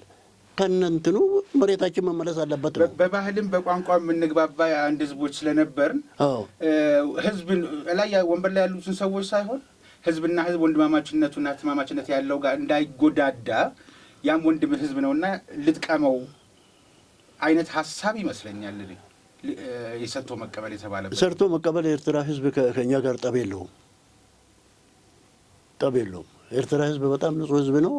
አሁንም ከተመቸው ወደ ኢትዮጵያ መመለስ በኮንፌዴሬሽን በምን ፍላጎት አለው። ከአንዳንድ ነገሮች የምንሰማ አሉ። ከኛ ጋር ጓደኞች አሉን እዚህ። ስለዚህ ሰርቶ መቀበል የሚለው ያም አለ። የራስን ንብረት ለማስመለስ ሰርቶ መቀበል ማለት ምን አመጣው? ይመለስልን ነው። በህጋዊ መንገድ ይመለስልን ነው አልኮት እኮ ወንድም የሆነው ህዝብ እንዳይጎዳ እሱን ለመጥቀም ታስቦ እንደሆነ ብዬ ነው። የትኛው ነው ወንድም? የኤርትራ ህዝብ እንዲጠቀም። ምን ተጠቀመ? አሁን እየተጎዳ እኮ ነው ያለው። ሰጥቶ ቢቀበልም ሰጥቶ ባይቀበልም ምን ለውጥ አለው? ምን ለውጥ አለው? አሁንም እኮ እንደተዘጋበት ነው። ምንም ከዛ አልተጠቀመም እኮ። ይልቅ እኛ ተቀብለ ነው በጉርብትና መጥቶ ሰርቶ መኖር ይችላሉ። የሚከለክላቸው የለም። በዛ ህዝቡ በዛ መጥቀም ይቻላል። እዛ ላይ ያሉትም ህዝቡ እንዳሉ ሆነው መኖር ይችላሉ። ግን ወደቡን ወደኛ አምጣ ነው የምንለው። እንግዲህ በዲፕሎማሲው አቅጣጫ መንግስት ወደ ሰፊነትና በታጋሽነት የስራውን እየሰራ ይመስለኛል። መገናኛ ብዙሃን ዝምም ቢሉ ግን እንደ ወታደር ደግሞ የመጣ ይምጣ ነው እርሶ የሚሉት። ይሄ ተሟጦ ካለ እድገቱን ከጨረሰ መንግስታችን ችላ አላለም። በርግጥ ጥሩ ዲፕሎማት ነው እና የበሰለ አስተሳሰብ እና የበሰለ እንትን አለው መንግስታችን። ይህንንም አልቸኩልም። ችኩል ሰው ፍየል አረባም ይባላል። ምን ማለት ነው? ፍየል ትቸኩላለች። ስትቸኩል ሰውየው ባለቤቱ ያርዳል። ትዕግስት የለውም፣ ያርዳታል። ያ ችኩል ሰውየው ሰምስል ቆላጭ ሰው ስትቸኩል ሰውየውም ችኩል ነው፣ ያርዳታል። እድሜ የላትም እና እንደዛ ነው። ችኩል ሰው ፍየል አረባም የሚባለው እንደዚህ ነው። አሁንም ቢሆን ችኩልነት ሳያስፈልግ በሰርቶ መቀበል የሚለውን አይዋጥልኝም። ምናልባት ሰርቶ መቀበል የሚሆነው በርበራን ነው። ቃልሽን ጠብቂ። የእኛ መሬት ስላልነበረ የእኛ ሀገር ስላልነበረ ሰርቶ መቀበል በርበራን ያስኬዳል። አሰብ ግን ሰርቶ መቀበልን እኔ አይመቸኝም። እንደው የዛን ጊዜን ዘመን አንስተን የሶማሊያን ጊዜ አንስተን እስካሁን እስከ አሰብ ድረስ መጣን። እንደው ለኢትዮጵያ እንግዲህ በእናንተ ጊዜ ወጣቶች ሉዓላዊ ግዛቷን እንዲጠብቁ ወደ ውትድርና እንዲቀላቀሉ የምታደርጉበት ደግሞ የየራሳቸው ከፍተኛ መኮንኖች የየራሳቸው ዘዴ ነበራችሁ። ትምህርት ቤትን ሄዶ በመጎብኘት የክት ልብስን በመልበስ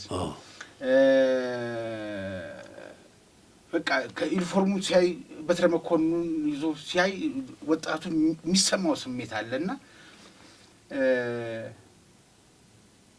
ውትድርና አንዳንዶቹ መሄጃ ማጫ መሄጃ ሲታጣ ስራ የሚባል ነገር ሲጠፋ ደካማ ቤት አድርገው ያወጣሉ። እንደዛ አድርገው የሚያወጣሉና ይሄ ስህተት መሆኑን ይሄ ትውልድ ማወቅ አለበት።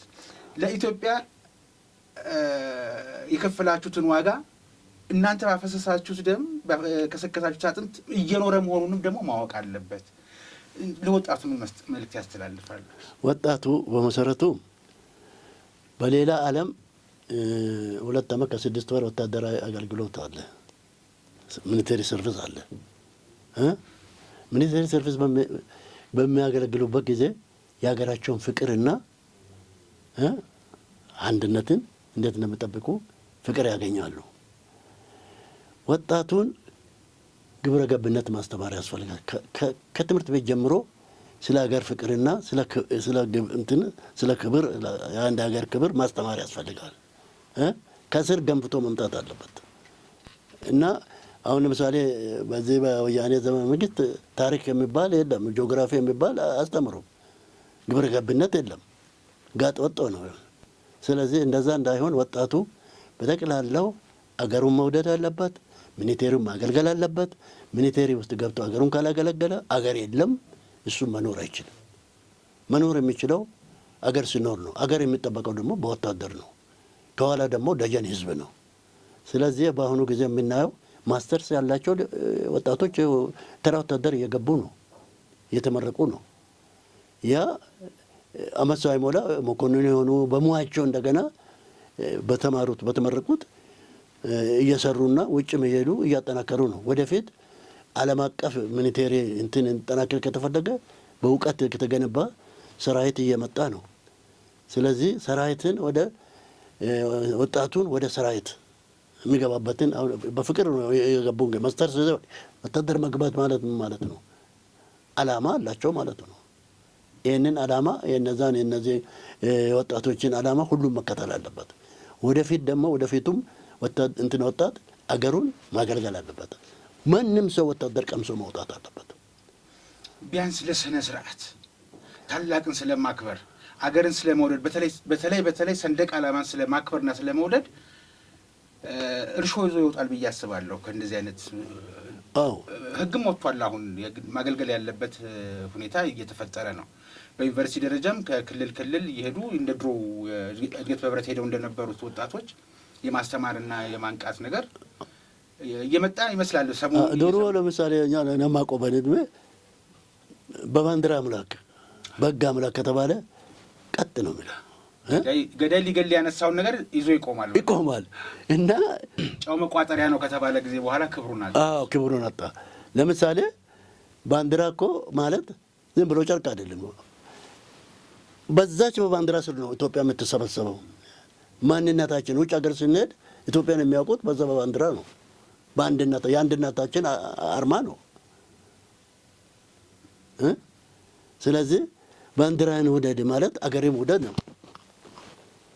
አሁን አንዳንዶቹ ቀዴ ሊበስ ይላሉ። በባንዲራ አምላክ ስትሄድ ቀዴ ሊበስ ይላሉ። ይሄ በጣም አስነዋሪ ነው። ትውልድ እንደ አዲስ በትምህርት ቤትም በተቋምም ደረጃ ትውልድ መሰራት አለበት። ወታደር ቤተሰብ መናቅ የለበትም። ቤተሰብ እናት አባት ውትድርና እንዲቀምሱ ማነሳሳት አለባቸው። ቀምሶ ይውጡ። ከቤተሰብ ነው የሚነሳው። ቤተሰብ ካጥላላ ያ ወጣት ሁሉ ነገር በጭንቅላቱ ስለሚይዝ ቤተሰብ ጠቅላላው አገሩን የሚያፈቅር ህዝብ ወጣቱ ሀገሩን በሚሊቴሪ አገልግሎ እንዲወጣ ማድረግ ነው። ሀገሩን እንዲወድ ማድረግ ከቤተሰብ ነው የሚነሳው። የቤተሰብ ነጸብራቅ እኮ ነው ወጣቱ። ስለዚህ አገር ለዛ ለተወሰነ ድሮ ስራ አጥና ደካማ የሚገባበት አድርጎ የሚያው አሉ።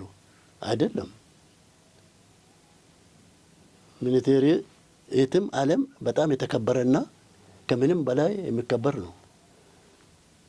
እኛ ሀገር ለምሳሌ እዛ ሌላ ሀገር ሚሊቴሪ እንትን ከሆነ ቦታ ይሰጠዋል። አውቶቡስም ቢሆን ቅድሚያ ይሰጠዋል። ሌላም ቅድሚያ ይሰጠዋል። በሕክምናም በየትም ቦታ ቅድሚያ ይሰጠዋል። አክብሮት አለው በጣም። ለምሳሌ እኔ እስራኤል ሀገር ሄጄ ያየሁት ሴቶቹ ከወንዶቹ የበለጠ ንቃት አላቸው። የሚገርም ነገር እኛ አየር ወለድ ሆነን እዛ ስንዘል ሴቶች አውሮፕላን ላይ ወጥቶ ከኛ በፊት እንዲዘሉ ሊያሳዩን ወጡ።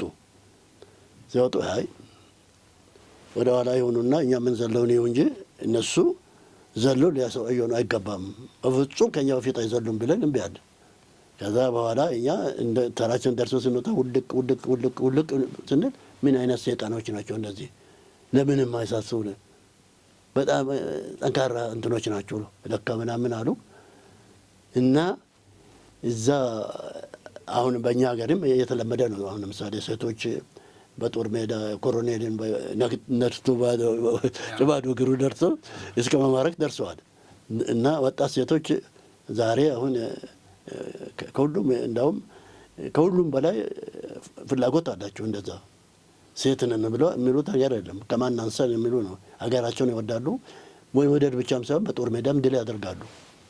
ስለዚህ ወንድ ሳይሆን ሴት ሳይሆን ወጣቱ በሀገሩ ማገልገል አለበት ለማለት ብዬ ነው። የሚያስተላልፉት መልእክት አለ። ጥያቄዎችን እያገባደድኩ ነው። ከእርሶ ጋር እንዲህ የሚዘለቅ አይደለም። አንድ ጀንበርም አይበቃም እንደው ቃለ ምልልሱን እንኳን ለመስራት። ግን ዋና የምፈልገውን ነገር አግኝቻለሁኝ። እግዚአብሔር ይስጥልኝ። የሶማሌ ላንድ ነጻ መውጣት መፈለግና ታጋዮቿን የረዳችሁበትን መንገድ ማወቅ ፈልጌ ነበር። ጋን በጠጠር አይደል የሚደገፈው?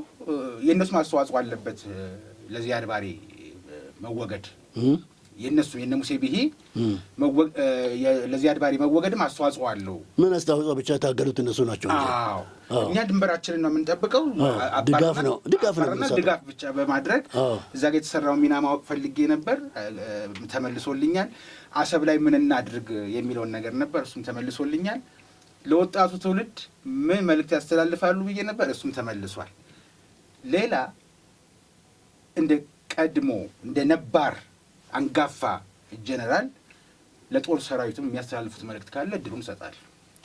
ጦር ሰራዊቱ አሁን በእውነቱ ምድር ኃይል፣ አየር ኃይል፣ ባህር ኃይል ብለው ከፋፍለው ባህር ኃይል ባህር በር ሳይኖራት ባህር ኃይል ለምን የምታሰለጥነው ይላሉ አንዳንድ ሰዎች። ባህሩ እኮ አንድ ቀን በውድም በግድም የመጣ ጊዜ ሰርገኛ መጣ በደበሬ ቀንጥሶ መሆን የለበትም።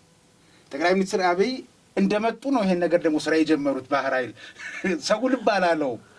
ግን እስኪ እባክዎትን እድሉን ልስጥ። እንደ ባህር ኃይል፣ አየር ኃይል፣ ምድር ጦር ሲባል እንደ ይሄ እኮ ያው አንድ ላይ ተሰብስበው ጦር ኃይሎች ነው የሚባለው። አስተባባሪው ጦር ኃይሎች ነው። ባህር ኃይል ለምሳሌ ወደብን እናስመልሳለን ብለን እናስባለን። ይህንን ስናስብ አብሮ ባህርን ወደብን ባህር ኃይል የሚሆነውን ሰራዊትም አሁን እንደተጀመረው ማዘጋጀት አለብን። ወርም ተቀብለን ማን ነው ወደቡን ወይም ባህሩን የሚያስከብረው? በስሎ መቆየት አለበት። ምን ጎዳለ እኛ ብናሰለጥን? አንድ ቀን እኮ ማግኘታችን አይቀርም እኮ። ሰርቶ መቀበል በሚለው ቦታም እኮ ባህር ኃይል ያስፈልገዋል። ይሄ እኮ የብልጥ መሪ እንትን እኮ ነው። ነገ አንድ ነገር ቢመጣ በርበሬ ቀንጥሱ ምን የሚባል ይሄ እንትን ሰርጌ መጣ በርበሬ ቀንጥሱ እንዳይሆን አስቀድሞ መዘጋጀት የብሊ መሪዎች ነው። እና ይሄ እንትንን ጠቅላይ ሚኒስትሩን በደንብ ያስመሰግናቸዋል። ይሄ አርቆ ማሰብ ማለት ነው ለሀገር። ስለዚህ ባህር ኃይል ግዴታ ነው። አየር ኃይላችንም ደግሞ እንደምታውቀው ዋጋ የከፈለ 99% ለዚህች ሀገር ዋጋ የከፈለ ቢኖር አየር ኃይል ነው። አንዷ ምንድነች? መሬት ወርዶ ሳንጃ ሰክቶ አልተዋጋም እንጂ ያልከፈለው ነገር የለም። እንትን ለምሳሌ ጠዋተኛ ግንባር ሆነን መንጋቱን የምናውቀው በአየር ኃይል ነው። ሰማይ ላይ ነው የምታገኘው። ለምንም የማይሳሳ እና በጣም ጥሩ ተዋጊ እንትኖች ነበሩ። እኔ የማውቃቸው በጣም ቅርብ ጓደኞቼ ነበሩ። እነ ጀነራል አሸናፊ ገብረ ጻድቅ፣ እነ ጀነራል መንግስቱ፣ እነ ጀነራል ኮሎኔል ባጫ ሁንዴ እና ነገሳ ተፈራ እዛ ግንባር እኔ ከነሱ ጋር አየር ኃይል ወደ 8 ዓመት ነው ምናምን እዛ መከላከያ አየር ኃይል አብረን ነበር። ጎዴም እንትንም እና ጀነራል ጫኔ መስፍን እና ጀነራል ኃይለሚካኤል ብሩ እና ጀነራል ግዛው ድርባ እና ጀነራል እና ኮሎኔል ብርሃኑ ነገው እነዚህ ቤስት የሆኑ ተዋጊዎች ነበሩ። እነዚህ ናቸው እንግዲህ ለምንም ሳይሳሱ እኛ ከ5 ጀት በላይ አልነበረንም። እንደውም እንትን በዛ ነው ካስቀርታብን ነበር ከለከለችን የከፈልንበትን። ይህንን ይዘው አገራችንን አኮሩ።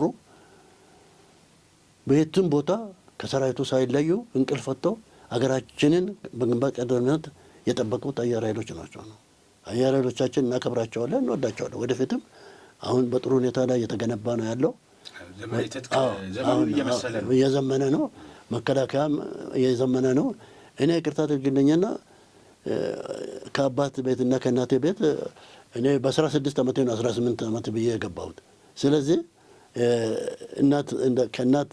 እናቴ ቤት ነው ብዬ አምናለሁ። አሁን እንኳን ታምሜ በጣም ነው ተንከባከበኝ። ቪአይፒ ነው አስተኝቶ ያከመኝ እና ያሳከመኝ። እኔ ለሰራዊታችን ለመስሪያ ቤቱ ለመከላከያ አክብሮትና ፍቅር አለኝ። አሁንም ጠንክሮ ያከማቹ ያተምቱ ያሰልጥኑ። ለምሳሌ ማሰልጠኛ በየቦታው ተከፍተዋል። የነበረውን አጠንክሮ ጥሩ እያደረጉትን አሉት። አየር ወለድ ለምሳሌ እኔ አየር ወለድ ክፍሌ ነው አሁን ጀነራል ሹማ አብደታ የሚመሩት ከመሰረቱት አንዱ ነኝ እኔ። ጀነራል ተስፋዬ ተማሪያም ተስፋዬ ተማሪያም በ73 ነው። በዛን ጊዜ የነበሩት ጀነራል ደምሴ ቡልቶ፣ ጀነራል አበራ አበበ፣ ጀነራል ስርዓት ብሩ እና ኮሎኔል 1953 ነው ከመፈንቅለ መንግስቱ በኋላ። አዎ እና ኮሎኔል ከበደ ታደሰ ቶጎ ጨሌላ የሞተ፣ ጀነራል ሴፍ ወልዴ በናቅፋ ግንባር የሞተ፣ ጀነራል ኮሎኔል ማርሻ አባተ ደርግ አባል የነበረ እነዚህ ነበሩ ያቋቋሙት እንጂ ጀነራል ተስፋዬ ተማረ ከ73 በኋላ ነው እሳቸው 73 በኋላ ጀነራል ተስፋዬ በ73 ነው ነባር አይደለም። አሁን ከዛ በኋላ ጥሩ የአየር ወለድ አዛዥ ነው ተስፋዬ። ምርጥ ኦፊሰር ናቸው፣ ምርጥ ጀነራል ናቸው እና ቆራጥ አዋጊ ተዋጊ ናቸው እና እናከብራቸዋለን። እኔ ግን አየር ወለድን ማለት እወዳለሁ ስል ቀይ ማለዮ ነው። ቀይ ማለዮ ምን ማለት ነው? ቀይ ማለዮ ሙሉ ደሜን አፈሳለሁ ለሀገሬ፣ በሄድኩበት ሁሉ ሙሉ ደሜን አፈሳለሁ የሚል ትርጉም ነው። ስለዚህ ቀይ ማለዮ እወዳለሁ። እንዳውም አሁን እንትን እዛ አየር ወለድ ውስጥ የማህበር እንትን ማህበር አለን። እዛ የተቋቋመ ውስጥ አባል ነኝ። የበፊቱ የቀድሞ? አዎ እዛ ውስጥ አባል ነኝ። ሹማ አብደታንም አነጋግሬ ነበረ ድጋፍ ስጡ ብዬ።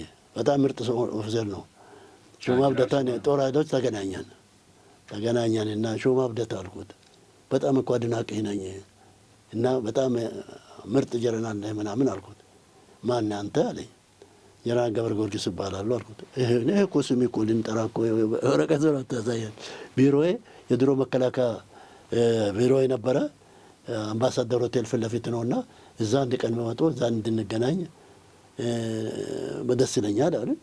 በዚህ ተለያየን እና ሹማ አብደታ ትልቅ ሰው ነው፣ ትልቅ ጀነራል ነው፣ ምርጥ ጀነራል ነው በእውነት ብዙ ይነገርላቸዋል። አዎ እና በውጊያ ጦር ሜዳም ተካታይ ያለው በጣም አሁንም ደግሞ አየር ወለድን እየገነቡና እያጠነከሩ ነው።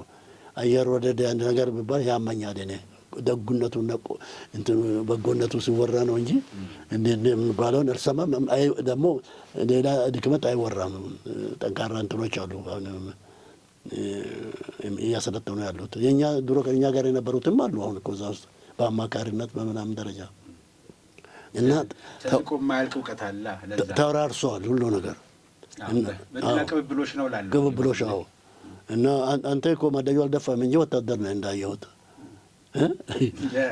ከደሜ ጋር ተዋህደው። አዎ እኔ እሳት ላይ ነው አየሁ። ደስ ትለኛል አንተ ስታቀርብ። ምንድን ነው የሰውዬ እንደው እኮ እዛ ማለዮ ለብሶ ነበር እንደ ይላሉ እና ኢዮብ ነው የሚቀርበው ስለ ቴሌቪዥን ለእኔ ነፃ ነው እና በጣም ነው ማደንቅ። እንደዚህ ነገሩን የሚወድ ሰው ይከበራል እና መከበር ብቻ እግዚአብሔር የሚያክብር እድሜ ምስጥ። አዎ ማስመሰል አስፈልግ። ሀገርን ከልብ ነው መውደድ። አዎ ወዳለው ስል በተግባር ማሳየት ያስፈልጋል። ለምሳሌ እዚህ ላይ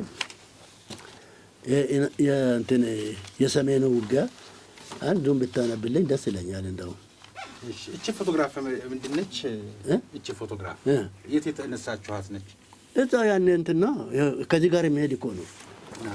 ከዚህ ድል አድርገን ከዚህ ብርጌዱን ድል አድርገን ስንመለስ ደጋቡር ላይ ህዝቡ የጀግና አቀባበል ያደረገልን ነው። በትፈልግ ከጀርባ ጻፈው እንትኑ ደጋቡር አይደል? አዎ ፓርቲውና ህዝቡ የጀግና አቀባበል አድርጎ አበባ ቅፋ በርክቶ ጀግና አቀባበል ያደረገልን ነው። የትኛው እንዳነብሎት ነው የፈለጉት? ከዚህ ላይ የትኛው እንዳነብሎት ነው የፈለጉት? የለም ይሄንን እዚህ ላይ ጽፈ ይሄን ጽፋለሁ። በቃ አለቃ አንብበ ጨርሰለም እንዴ? አዎ ይሄና ይሄ ለምሳሌ ይሄን ብታነብ እዚህ ከዚህም ከጀመረ ብታነብ ወይም ደግሞ ቆይ ሁለት ነው አይደለም? ሁለት ነው የሰጠው። ታይፕ የተጻፈ ሁለት ነው ታለች አንዷ። ይሄ ነው አንደኛው ታይፕ። አዎ ለምሳሌ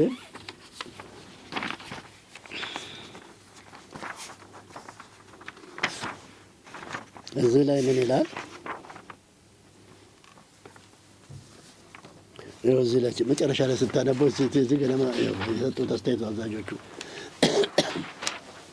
ብዙ ነገሮች በ6/6/1971 በናቅፋ ጦር ግንባር ከገንጣዮች ጋር በተደረገው ውጊያ የተጫወቱት ሚና የ9ኛ እግረኛ ብርጌድና 92ኛ ሚሊሻ ብርጌድ ከወንበዴዎች ጋር የተቀላቀሉ መሆናቸውን ሲረዱና በመድፍ የተኩስ እርዳታ ማድረግ የማይችሉ መሆናቸውን ሲያውቁት ሾፌሮችና አንዳንድ የመድፍ ጠባቂ ወታደሮች በመድፍ ላይ በመተው የወገን ጦር ከኋላ በወንበዴ እንዳይቆረጥ በማሰብ ጦራቸው በእግረኛ መሬት ነክሶ እንዲዋጋ በማድረግና በመምራት ሌላውም የእግረኛ ጦር አንዲት መድፈኛ ክፍል እግረኛ ሆኖ እየተዋጋ እኛ እነሱን እናልፋለን በማለት በምሳሌነታቸው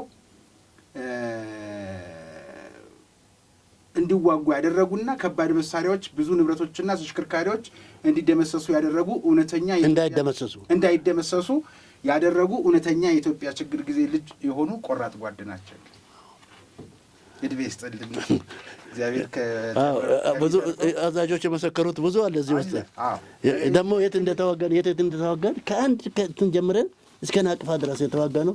በቀን ዝርዝር አለ። ሽሬ ይሄ ሰሜኑ ነው። አዎ ሰሜኑ ነው። ሰሜኑም እስከ መጨረሻ በሰሜኑም ተዋግተዋል።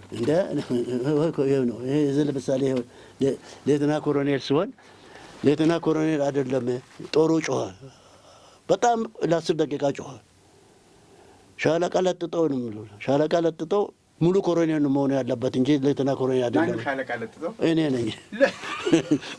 በዱላ ነው እንትን የሚለው። ለጥጠው ለምን አሉት? ይመጣቸዋል። እየለጠጥኩ ነው ግባ ወጋ የሚለው አንተ ወጣት እንደው ስል ጠጊያ ወደ ብቻ መለጠጥ ነው። ሻለቃ ለጥጠው ሻለቃ ለጥጠው ይሉኛል። እና እዛ ስት ጀነራል ተስፋዬ ገብረ ኪዳን የለም መመሪያ አለን። አንድ ሰው አንድ አይዘልም። ነገ ለምሳሌ በዚህ ላይ ተሾመዋል። ነቅፋ ላይ ደግሞ ዘርሶ ይሞላሉ እና አሁን ለጊዜው የተሰጣቸውን ተቀበሉን ብሎ ጦሩን አረጋጉና ያው ሌተና ኮሎኔል ነው የአመራር ጀግና ተብዬ ተመረቁ፣ ተሾምኩ። እግዚአብሔር ከማልቅበት እድሜ ጨምሮ ከጤና ጋር ይስጥልኝ። ከልብ አመሰግናለሁ። እዚህ ደግሞ እዚህ ማለት ይሄ ለምሳሌ ዳኖት ውጊያ መከታ ላይ ያለው አይደል? የዳኖት ውጊያ አይደለም ብቻ 45 ደቂቃ ይፈጃው አይደል? ይሄው ዳኖት ላይ የዳኖት እዚህ ገለማ ታላቋን ሶማሊያ ህልም ሰንቀው ባለ 5 ኮከብ ሰንደቅ ዓላማ የነጻነታቸው ምልክት ያደረጉት የሶማሊያ ገዢዎች በ1953 ዳኖት ላይ፣ በ1956 ቶጎጫሌ ላይ፣ በ1969 ደግሞ 700 ኪሎ ሜትር ወደ ውስጥ ዘልቀው ባሌና በቀድሞ የሐረርጌ ክፍለ ሀገር መሬቶች ጦርነት ከፍተዋል። ይሁንና በሁሉም ጦርነቶች በኢትዮጵያ ሰራዊት ሽንፈትን መከናነባቸውን ከ1953 ጀምሮ በውትድርና የቆዩትና በኦጋዴን ምድር የሀገርን ሉዓላዊነት በማስከበር የተሳተፉት ብርጋዴር ጀነራል ገብረ ጊዮርጊስ አስራት እማኝነታቸውን ገልጸውልናል ይላል። መከታ መጽሔት ላይ ኢንተርቪው የሰጡት ነው ይሄ። እና ለምሳሌ ይሄ ለምሳሌ ድንበሩን ከሌቃቤ እስከ ሆርኖ ፋብሪካ ያለውን ካርታ ነው።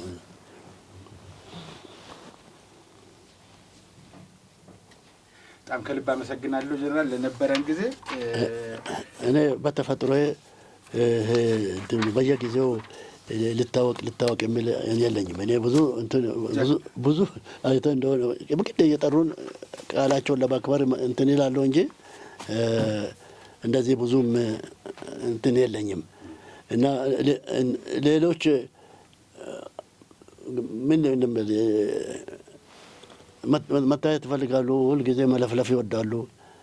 መለፍለፉ ዋጋ የለውም። ፍሬ ነገር ብቻ ካለ ፍሬ ነገሩን ለሀገር የሚጠቅምና ለወገን የሚጠቅም መስጠት ነው። ራስን ከማሳወቅ ይልቅ ለሕዝቡ የሚጠቅመውን ማሳወቁ ይበልጣል የሚል እምነት ነው አለኝ እኔ። በጣም ነው የማመሰግነው። ይኸው እንግዲህ የተወደዳችሁ ተመልካቾቻችን በዚያድ ባሬ ኢትዮጵያን ለመውረር ተመኝቶ ምኞቱንም ገሃድ ለማድረግ ሞክሮት በነበረ ጊዜ ኢትዮጵያውያን ጀግኖች ሴት ወንድ ሳይል ትልቅ ትንሽ ሳይል አገሩን ሉዓላዊ ግዛቱን ለማስከበር ድንበሩን ለመጠበቅ ተሞ ዘምቶ ዋጋውን አቅምሶ ሂሳብ አወራርዶ ተመልሷል። በአጋጣሚው ግን ከሶማሌ ከዚያድ ባሬ አገዛዝ ነፃ መውጣትና ያንተን አምባገነን አገዛዝ አንፈልግም በነፃነት መኖር እንፈልጋለን ያሉ ወጣቶች የሶማሌላንድ ሰሜን ሶማሊያ የነበሩ ታጋዮች የሚያግዛቸው ይፈልጉ ነበረ። እዛ አካባቢ የሚያግዛቸው ሰው ደግሞ ተገኘ። የ20ኛው ክፍለ ጦር አዛዥ የነበሩት ብርጋዴር ጀነራል ገብረ ጊዮርጊስ እሳቸው በሚሰጡት ቆራጥ አመራር የሎጂስቲክስ እና ሌሎች ድጋፎች ታክለው ሶማሌላንድ ከሞቃዲሾ ወይም የነ ሶማሌላንድ ነጻነት ፈላጊዎች ከዚያድ ባሬ አገዛዝ ነጻ ወጥተው ራሳቸውን አቆሙ። የዛን ጊዜ በአባልነት የነበሩት ነጻነት ፈላጊዎች ውስጥ ብርጋዴር ጀነራል ገብረ ጊዮርጊስ የኢትዮጵያው ጀነራል ሲደገፉ የነበሩት ውስጥ አንዱ ሙሴ ቢሂ የታሪክ አጋጣሚ ሆኖ የሶማሌላንድ ፕሬዝዳንት ሆኑ። የሶማሌላንድ ፕሬዝዳንት ሲሆኑ ደግሞ ኢትዮጵያ በባህር በር እጦት በወደብ አልባ መሆኗ የተቆለፈባት ምድር በመሆኗ የገዛ ልጆቿ በሰሩት ተንኮል ባህር በር አልባ በሆነችበት ወቅት እሳቸው ሰጥቶ በመቀበልም ቢሆን እኛ አለን የሚል ስምምነት ሲፈራረሙ ጠቅላይ ሚኒስትር ዶክተር አብይ አህመድ እና ሙሴ ቢሂ የሶማሌላንድ ፕሬዝዳንት ነበሩ። ለዚህ አበቋቸውን ሰው ነው ዛሬ በፌርማታ እንግዳ ላይ የጋበዝኩላችሁ። ጎበዝ፣ ብዙ ያልተገለጹ የታሪክ ገጾች አሉ። ጀግኖቻችንን እናመሰግናለን። ትላንትናን ስናመሰግን የነገን ጀግና መፍጠር እንችላለን። የዛሬው የፌርማታ እንግዳ መሰናዷችን በዚሁ አበቃ። በቀጣይ በሀቅና ሳቅ ሚዲያ ተዘጋጅቶ ወደ እናንተ በሚደርሰው የፌርማታ እንግዳ ላይ ከሌላ እንግዳ ጋር በሌላ ርዕሰ ጉዳይ ያገኛችኋለሁ። እስከዛው ድረስ ጤና ይስጥልኝ። አመሰግናለሁ።